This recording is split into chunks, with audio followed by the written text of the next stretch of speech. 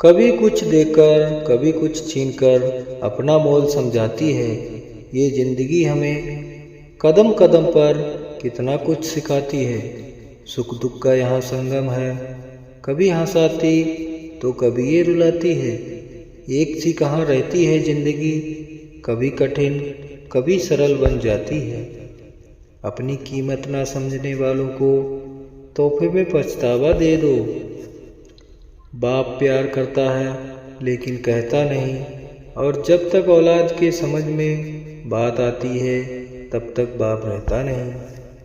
मुसीबत आए तो यह मत सोचना कि अब कौन काम आएगा, बल्कि ये देखना अब कौन साथ को छोड़कर जाएगा।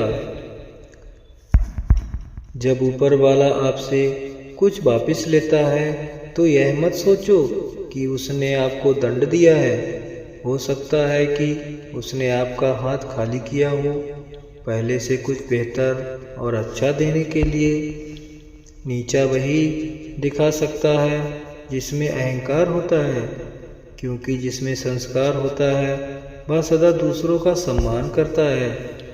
गन्ने में जहाँ गांठ होती है वहाँ रस नहीं होता, और जहाँ रस होता है वहाँ गांठ नहीं होती।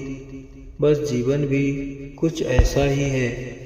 इंसान धन के पीछे तब तक भागता है जब तक उसका निधन नहीं हो जाता।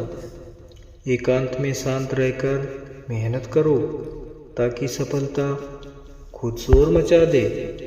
लोग कहते हैं वक्त के साथ बुरी घटनाओं को भूल जाना चाहिए, लेकिन ऐसा नहीं होता।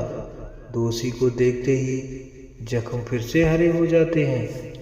शादी सिर्फ एक समझौता मात्र रह गया है, सुकून मिलेगा इस भ्रम में शादी ना करें। यदि आप अकेले खुश रह सकते हैं तो शादी मत करें। सच्चा दोस्त कितना भी नाराज हो पर दुश्मनों के साथ कभी खड़ा नहीं होगा। वक्त जब आंखें फेर लेता है तब शेर को कुत्ता भी घेर लेता है। दुश्मन हमेशा अपनों में ही पैदा होते हैं, क्योंकि अपनों को ही अपनों की खुशी और कामयाबी बर्दाश्त नहीं होती। जब बात आ जाए आत्मसम्मान पर तो आवाज़ उठाना जरूरी है। जब ना करे कद्र कोई तो दूरी बना लेना जरूरी है। कब तक झुकते रहें हम किसी के अपमान के आगे। खुद के सम्मान के लिए कभी कभी ऐतराज़ जताना जरूरी है। मनुष्य किसी भी दुख को सहन कर सकता है, लेकिन गृह कलेश उसकी आत्मा को निचोड़ देती है। किसी को वही देना जो वापस आए तो हंस के ले सको, क्योंकि कुछ व्यवहार और बातें ऐसी होती हैं जब खुद पर बीतती हैं तभी उनके कड़वेपन का पता चलता है। जो स्त्री किसी पुरुष को अपनी पूरी आत्मा से चाहने लगती है तो वो स्त्री दिन रात उस पुरुष को याद करती रहती है।